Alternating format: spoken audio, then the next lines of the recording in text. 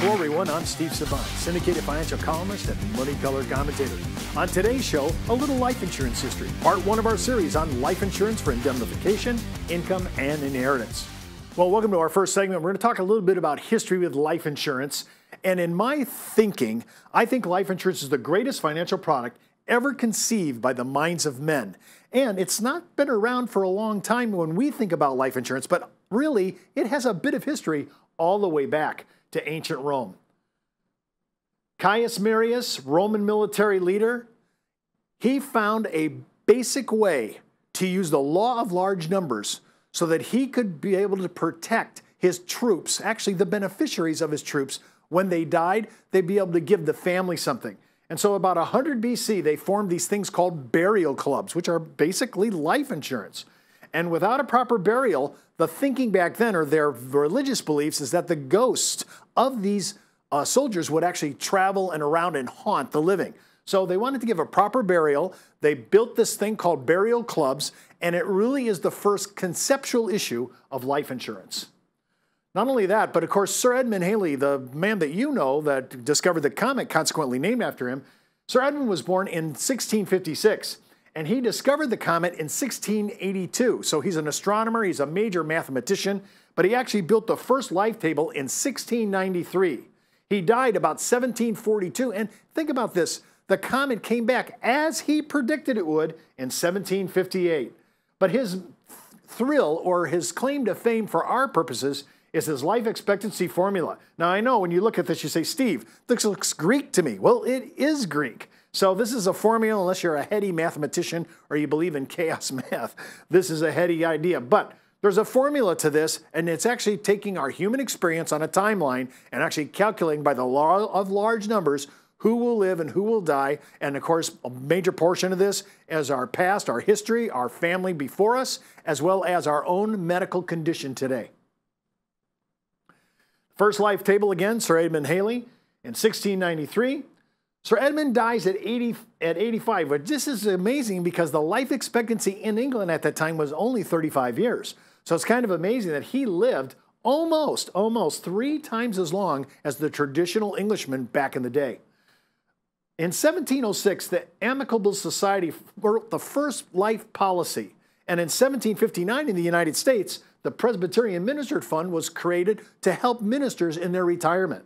And in 1762, the Society of the Equitable Assurance, we know that today, the actual successor of that is AXA.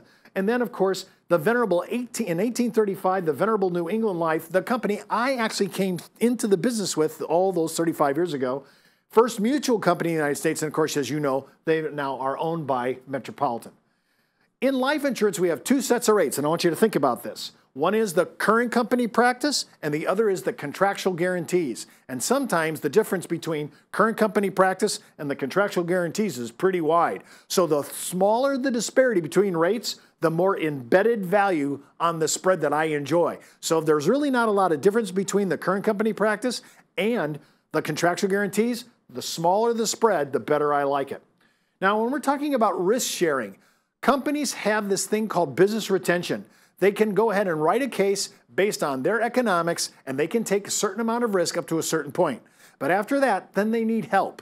And then they drop to a thing called automatic reinsurance treaties, where they actually share the risk with other companies that have all agreed on basic protocols for underwriting. And then third of all, sometimes you have to outsource this, and they'll outsource it to what we call facultative underwriting. The good and the bad is you might be able to get a good rating with this going facultative, but they actually own the show now. The ball's in their hand. They have control of the case. If the actual rating came back worse than what we got through automatic treaty, and we didn't want to take the rating, we'd have to start all over again with our process. So risk sharing in life insurance is huge because some of these cases, you know, a $20, $30 million case, not everybody can absorb that. Now, some of the bigger companies could do that, but most of the regular brokerage companies that I'm aware of can't really do a $30 million by themselves. They also use a manual. Now, I just brought up a couple here, Swiss Re, Gen Re, Lincoln Re. I should have put that up there. They're looking at underwriting issues, and by impairment and by disease. And some carriers are better in certain areas, certain genres of medical, in certain diseases, certain issues that they have that they've looked at. And other companies, I can think of one company off the top of my head that's terrible for type 2 diabetes. I would never send that on to that carrier because of that. Some people have table shaving programs all the way up to table D. You're talking 400% of cost of insurance because of some malady or some impairment. So we have table shaving programs where you can get from table C, especially during the fourth quarter, all the way down to standard depending upon the carrier. Listen, it's really good to shop this. If you got impairments, you should be shopping this. There's lifestyle credits. If you're working out, if you're a diet person, if you're really watching what you're doing, if you really changed your lifestyle, quit smoking, quit drinking, all these become credits that you can put on your balance sheet to determine if you're going to get a rating or not and bring your rating down standard. And some of this can even push people up to super preferred, depending upon, again, their entire credits and their other part of their medical. Simplified and guaranteed issue.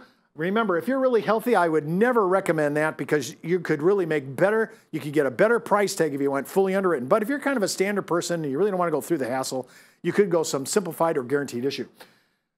Non-smoker, when I came into the business, everybody was either a non-smoker or a smoker. Today, on just the non-smoker platform, we have 5 different areas: super preferred, preferred plus, preferred, standard plus, and standard. So they're micromanaging your exam, your blood and your urine, your AP, your attending physician statements to see if they can actually give you credits to push you up the line. And the spread between preferred, super preferred, and standard, especially with older clients, could be 20, 25%. So it's really worth the while to look at this. And of course, tobacco, we have a whole area of non-cigarette, which is cigar, pipe, chew, snuff, and nicotine patch.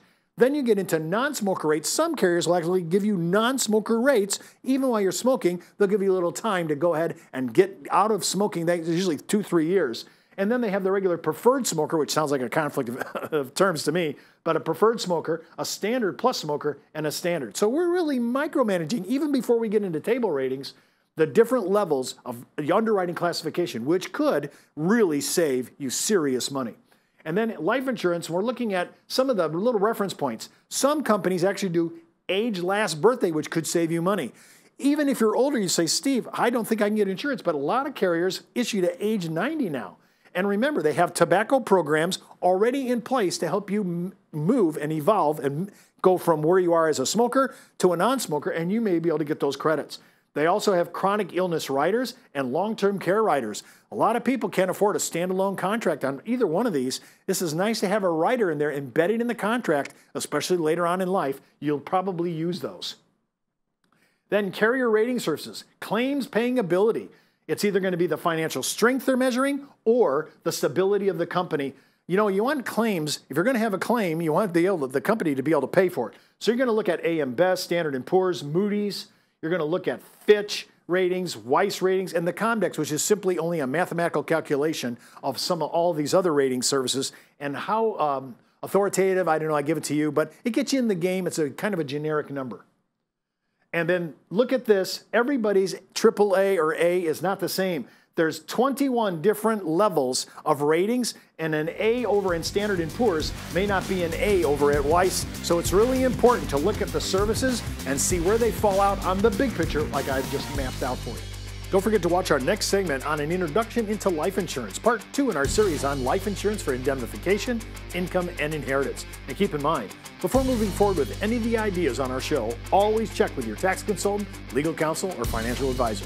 You've been watching Steve Savant's Money, the name of the game.